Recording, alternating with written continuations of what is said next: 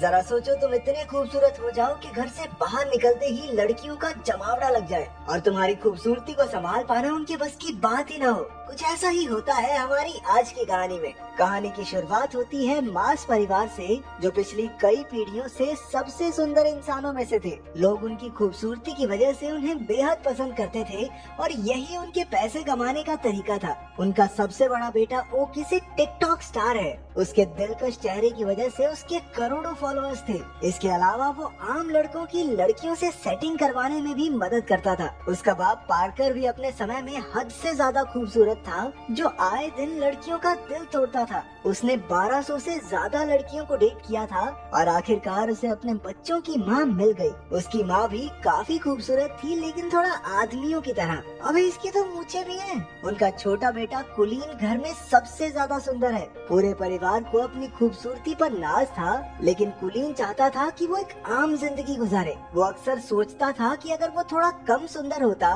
तो हर बार बाहर निकलने पर उसके पीछे लड़कियों की भीड़ ना पड़ती। उसके सुंदर चेहरे की एक झलक देखते ही लड़कियां पागल सी हो जाती। किसी की नाक से खून बहता तो कोई अपने बाल नोचकर इधर उधर कूदने लग जाती। नतीजा ये हुआ कि कुलीन की आज तक किसी लड़की से बात तक नहीं हो पाई थी। वो ज्यादा बाहर नहीं जाता था और अब तक घर से ही पढ़ रहा था। कुलीन के पास अपनी मछली के अलावा बात करने के लिए कोई भी नहीं था। वो अकेला ही पत्ते खेलते हुए मछली से बातें करता रहता। उसके इस बर्ताव से उसके परिवार को काफी चिंता हो रही थी। वो कई बार उसे सुंदर लड़कियों की तस्वीरें दिखाकर पंप देता कि जा भाई, दुनिया में लड़की लड़की पटा, क्या कर रहा है तू।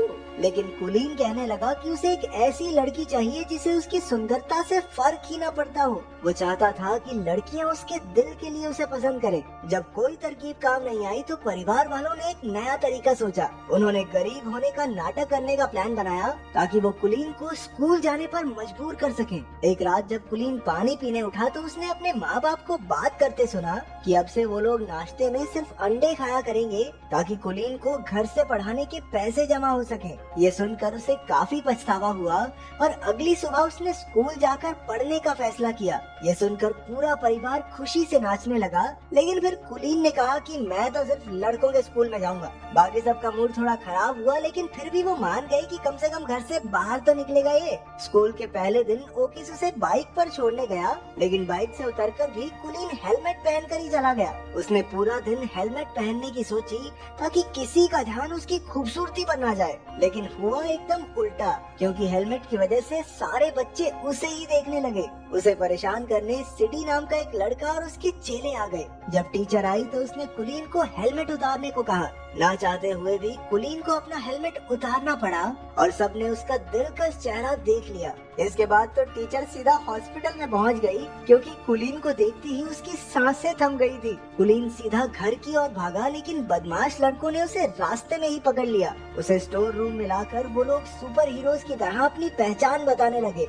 ये तीनों पिछले 3 साल से स्कूल में पढ़े थे, क्योंकि सिटी को बस बीबीएम स्कूल की सबसे सुंदर लड़की अमेंडा के साथ ही पार्टी में जाना है। अमेंडा सिर्फ सुंदर लड़कों की बात ही सुनती है, इसलिए उन्होंने कुलीन को अपना डाकिया बनाने की सोची। फिर उन्होंने कीबो नाम के एक शरीफ लड़के को धमकाकर उसका साथी बना दिया। कुछ देर बाद कुलीन प्रिंसिपल के पास इन बदमाश लड़कों की शिकायत करने पहुंचा। प्रिंसिपल बेचारा खुद ही अपने बेटे की वजह से परेशान था। वो उल्टा कुलीन से ही कहने लगा कि लड़की पटवा दे भाई इस बावड़ी बूथ से, ताकि जल्दी से जल्दी स्कूल को छोड़ के जाए। उस रात कीबो और कुलीन ने अगले दिन ये काम करने का फैसला किया। कीबो के रूप में एक अच्छा दोस्त पाकर कुलीन को काफी खुशी हुई। अगली सुबह वो दोनों बीबीएम स्कूल पहुंचे, जहां उन्हें देखते ही लड़कियां चिल्लाने लगी, ये हेलमेट वाले लड़के को बाहर निकालो, पता नहीं कितना बुरा दिखता होगा। सभी लड़कियों ने मिलकर कुलीन को हेलमेट उतारने पर मजबूर कर दिया। जैसे ही उसने हेलमेट उतारा, पूरे स्कूल में तहलका मच गया। कुछ घंटों बाद तो टीवी पर खबर आ रही थी कि कुलीन की वजह से लड़कियां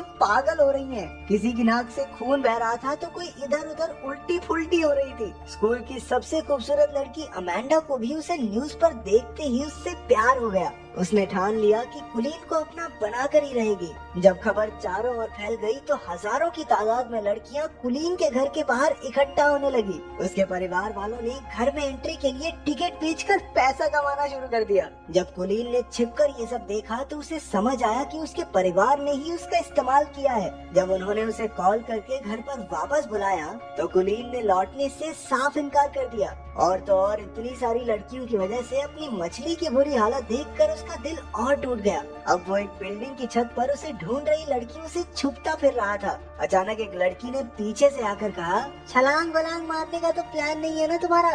कुलीन हैरान होकर उसे देखने लगा, क्योंकि वो पहली लड़की थी जो उसे देखकर बेहोश नहीं हुई। उसे देखकर कुलीन के दिल की धड़कन बढ़ने लगी और वो कुछ बोल तक नहीं पाया। इसके बाद वो लड़की भी कुछ नहीं बोली और वहाँ से चली गई। कुछ देर बाद वो कीबो के घर रात गुजारने पहुँचा। कीबो और उसकी दादी ने उसका काफी ख्याल रखा। कीबो के कमरे में कुछ बहुत ही रेयर कार्ड्स को देखकर वो काफी खुश हुआ, क्योंकि उसे भी ऐसे कार्ड्स कलेक्ट करने का शौक था। अगले दिन दोनों छत वाली लड़की को ढूंढने लड़कियों के स्कूल में गए। वहाँ पर उनकी मुलाकात अमेंडा से हो गई, जिसे उन्होंने सीडी का खत दे दिया। अमेंडा कुलीन की खूबसूरती से फर्क न पड़ने का नाटक करने लगी, लेकिन जैसे ही वो गया अमेंडा की नाक से भी खून निकलने लगा। कुलीन को सीढ़ियों पर वो लड़की फिर से दिखी, लेकिन अपने आसपास लड़कियों के झुंड की वजह से वो उससे बात नहीं कर पाया। अगले कुछ दिनों तक कुलीन और कीबो साथ रहे और दोनों में गहरी दोस्ती हो गई। अगले दिन कीबो कुलीन को फुटबॉल देखने साथ ले गया, जहां वो अक्सर रेरे नाम की लड़की से मिलने जाता था।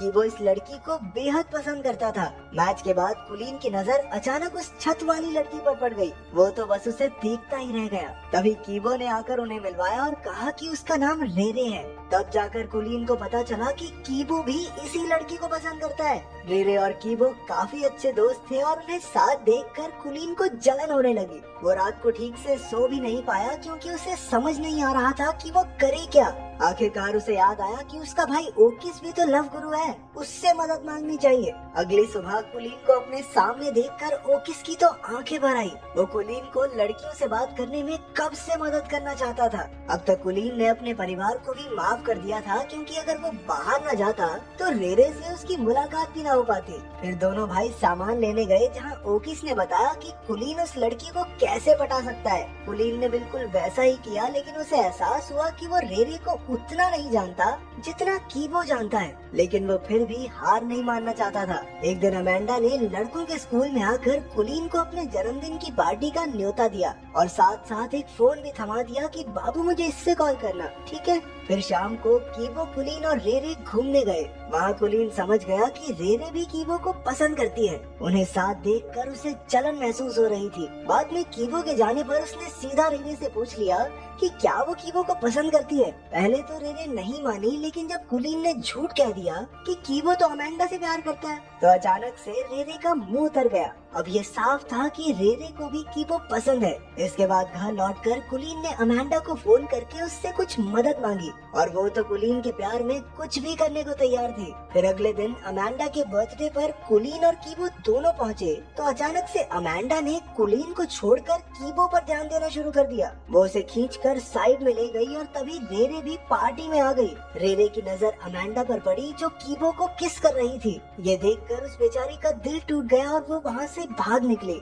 उसके पीछे पीछे कुलीन ने भी जाकर अपने प्यार का इजहार कर दिया। रेरे ने जवाब दिया कि वो तो उसे सिर्फ दोस्त ही समझती है, तो कुलीन ने अपने इकलौते दोस्त को धोखा भी दिया और लड़की भी नहीं मिली। अरे इससे बुरा और क्या होगा। उधर सिडी और उसके चेलों ने भी कीबो और अमेंडा को किस करते देख लिया और उन्होंने गुस्से में कीबो की जमकर धुलाई कर दी। कुलीन दूर खड़ा देखता रहा, लेकिन कीबो को बचाने की उसकी हिम्मत नहीं हुई। बाद में वो कीबो को घर ले आया। अपने दोस्त को दर्द से कराहता देख कुलीन को एहसास हुआ कि उसने बहुत बड़ी गलती कर दी है। उसे अपने किए पर बहुत पछतावा हो रहा था और आखिरकार उसने सारी कहानी कीबो को बता दी। इस धोखे से कीबो हैरान रह गया। वो कहने लगा कि अगर उसे पता होता कि कुलीन भी रेरे को पसंद करता है तो वो खुद ही पीछे हट जाता, लेकिन कुलीन के दिए धोखे के बाद से वो उसका दोस्त बनकर नहीं रहना चाहता। कुलीन पूरे 1 महीने बाद घर लौटा। उसने किसी से बात नहीं की और खुद को कमरे में बंद कर लिया। उसे अपने दोस्त की बहुत याद आती थी।